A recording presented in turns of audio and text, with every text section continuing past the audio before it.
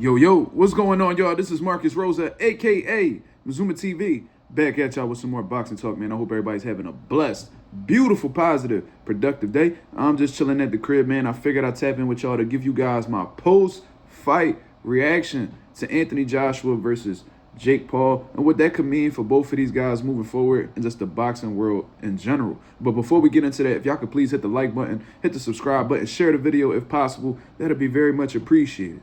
So, coming into this fight, the conversation was split. You had one side saying Jake Paul doesn't belong in there. You had the other side saying that he trained hard, he's improved, anything could happen, all that good stuff. But the truth, like most things in boxing, lives somewhere in the middle of all of this. Anthony Joshua, in his own right, is a two-time former unified heavyweight champion with elite experience. Jake Paul took the sport seriously, he trained seriously, and earned the right to step in the ring. But the fight wasn't about effort. It was really about levels, man. From the opening bell, Anthony Joshua showed something, in my opinion, that wasn't being spoken about enough, and that was his discipline. He didn't rush his punches. He wasn't loading up on every single shot, and you could tell he really wasn't going out of his way to try to embarrass Jake. You know what I'm saying? He established his jab. He stood tall. He kept his base underneath him, and he controlled the center of the ring. You see what I'm saying? That right there, in my opinion, tells you how the way AJ felt about Jake Paul in the lead up to this fight. He didn't treat him like he was a gimmick. He treated him like he was a dangerous, I guess you would say, novice boxer with power. You know what I'm saying? Jake Paul, on the other hand, he came out cautious. You know what I'm saying? He was trying to use his feet from the very beginning, high guard, measured pace. You know what I mean? He was looking to counter here and there, but the issue in reality was his feet. You see what I mean? He was reacting instead of trying to initiate some type of offense to make Anthony Joshua pay. He was waiting instead of building. And against someone with Anthony Joshua's timing, experience, size, power, that already in itself could be a huge problem. I wanted to speak on this too because I feel like this is where casual fans get lost at times. You see what I mean? They see both guys are in shape. They see both guys throwing punches. And they think the gap isn't really too big between the two. You see what I'm saying? But when you really talking about boxing experience, it's not just about the fights. It's about the moments. You see what I'm saying? AJ been hurt before. He's been tired before. He's lost rounds before and maintained composure as a vet should. Jake Paul never lived in those type of moments before. You know what I'm saying? And I've been saying this. He's not a legit heavyweight. So not having those experience and not being a heavyweight in itself, you could see it early.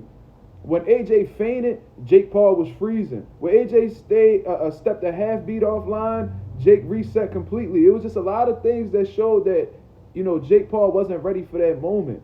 Those small things that was happening in the ring decide big fights, especially when you don't have the experience that Anthony Joshua has. So I'm really watching the fight by rounds 3 and 4. Anthony Joshua already started to make these adjustments, being the experienced vet that he is. I've seen him doubling up the jab, feinting upstairs, downstairs, cutting off the ring instead of actually following Jake. And that's when the gap in technique, the technical gap, I guess you would say, really started to show. Jake started backing straight up. You know what I mean? He when he should have been creating angles, his hands were slow, returning after punches. I seen him, on exits with his chin, up in the air. It wasn't nothing necessarily too reckless, nothing necessarily embarrassing either. But against a heavyweight who's been at an elite level, facing Vladimir Klitschko, Daniel Dubois, Joseph Parker, Andy Ruiz, doing that against that type pedigree of a fighter, those type of habits can get punished. And we started to see it as the rounds went on. So things really started to take a turn when Anthony Joshua started to find his rhythm. Like I said, he was cutting off the ring effectively. He was putting those punches together. And, Jake Paul started getting desperate. You know what I'm saying? Because one thing about Jake Paul that I've always said, because he's competing at a weight class that he doesn't belong in, he's not in the best shape possible. So when you're not in the best shape possible, you're bound to fade, especially when you have a 6'6", power punching 245-pound man in front of you who probably rehydrated another 15 pounds since the weigh-in. You see what I'm saying? You got that type of pressure on you, and you don't have that type of style to be moving around the ring for 8 rounds. It was a lot of erratic movement. You know what I'm saying? He started to slow down. His defense started to fall apart. He started falling into Anthony Joshua's counters. And even when somebody like Anthony Joshua, who's a big puncher, when he's hitting the shoulders, he's hitting he may graze you at the top of the head. He may hit you on the elbows with the body shots you may have caught. Those things slowly but surely break you down. This isn't sparring Okolie, Frank Sanchez, Jared Anderson when y'all had 16-ounce gloves on. You know what I'm saying? You have 10-ounce gloves on against one of the biggest punchers in the boxing world today. You see what I'm saying? So when you have all of that going on, and Jake Paul doesn't have the experience or the power necessary to hurt Anthony Joshua. We seen that because he had hit Anthony Joshua with some flush overhands that would have hurt a lot of his previous opponents, have knocked a lot of his previous opponents down or out. You know, the punching power just wasn't enough. You see what I mean? Jake Paul took notice of that, and he started resorting into tactics like, you know, falling on the ground. You know what I'm saying? Grabbing onto Anthony Joshua's legs, hoping that he will fall. I even seen a moment where he tried to ankle pick, you know, Anthony Joshua in one of his falling attempts, I guess you would say. So that was something that I definitely noticed. Another thing is he tried to, in my opinion, I thought he tried to fake an injury, you know, because there was a moment where he had went backwards after Anthony Joshua had let off a combination. He started acting like he was limping with his leg, hoping that the referee will give some type of timeout or whatever the case is. In my honest opinion, I think that was just Jake Paul being in the heat of the moment. It was a little bit too hot in that kitchen, so he was looking for a way out. You see what I'm saying? That was something that I noticed. And then, of course, you know, the constant falling down. You know what I mean? He's sticking his tongue out, trying to play some psychological games as if he's okay. But everybody in the building knew us, including Anthony Joshua, that things were about to take a turn for the worst. But Anthony Joshua, he noticed that Jake Paul is absolutely food in this moment. He's fatigued. He's hurt. He's coming off of multiple knockdowns already. So Anthony Joshua throws a left hook. It seemingly grazes Jake Paul. Jake Paul falls against the ropes, standing completely square. And when you're standing completely square, you are not balanced whatsoever. Even if you're relying on the ropes, you're not in a great position defensively. Anthony Joshua understands that. He jabs at the chest of Jake Paul. Jake Paul's hands are completely down. The right hand comes right over the top. Boom. And that's exactly what had broke Jake Paul's jaw in 2 different places. This man has to get two titanium plates into his jaw. He had to remove some teeth. That's what comes with, you know, not having the experience necessary in boxing. You know, you knocking out all these bums. You know what I mean? No disrespect to them, like old, you know, former UFC fighters where boxing is not their craft. You know, knocking out Nate Robinson, who's a basketball player, you know, things of that nature. This is what happens when you fight those guys and then you start to feel like, oh, maybe I can compete with these guys. You see what I'm saying? Boxing gave Jake Paul a huge reality check last night. And I told anybody that could hear me that I honestly believe, in my opinion, that Jake Paul never really wanted this fight. It was a lot of manifestation on his part. You know, this man was doing breathing work. He, you know, trying to carrying some type of delusion as if he was ready for this type of step up. But in reality, the business is what forced Jake Paul to take this fight with Anthony Joshua. And I'm going to tell you guys why. I spoke about it on the live last night.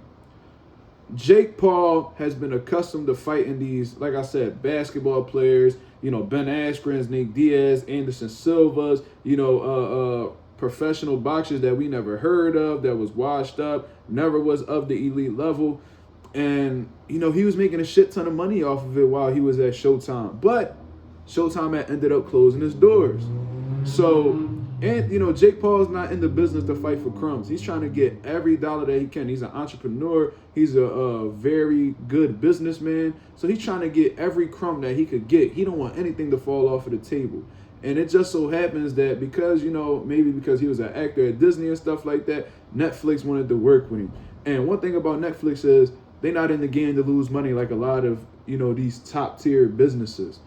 And I think Netflix and their executives noticed that, you know, Jake Paul wasn't really selling the pay-per-views that he was selling anymore. He didn't seem to be that hot commodity when facing, you know, old Mike Tysons and stuff like that.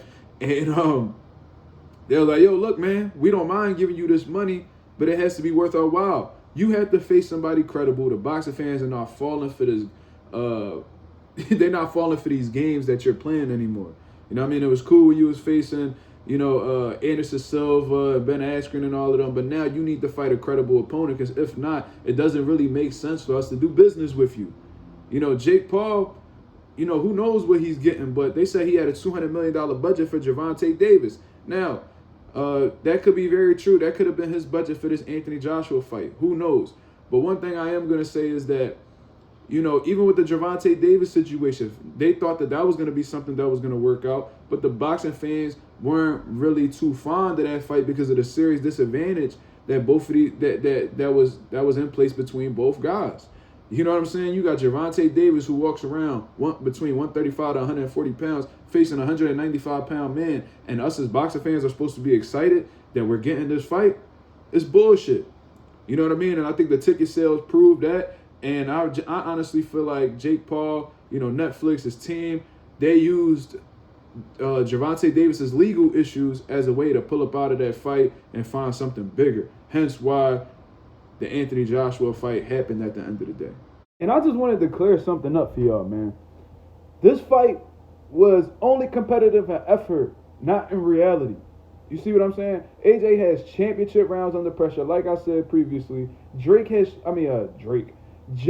has trained hard, but mostly in controlled environments where he was pretty much set up to win. He was set up for success, y'all. AJ knows how to lose minutes without panicking. He's been there before.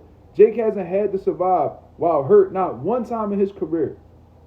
This wasn't really about heart, really wasn't about toughness. It was really about depth. You know what I'm saying? And it's clear looking at both guys' careers who is who's stronger in that particular area.